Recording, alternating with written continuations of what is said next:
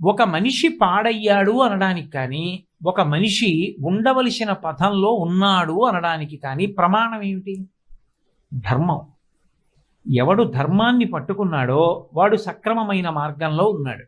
ఎవడు ధర్మాన్ని వదిలేశాడో వాడు వక్ర మార్గంలో ఉన్నాడు. ఇప్పుడు ధర్మాన్ని ఎందుకు వదిలేడు అంటే, తన మనసులో పుట్టినటువంటి కోరిక తీర్చుకోకుండా ఉండలేక ధర్మాన్ని వదిలేశాడు.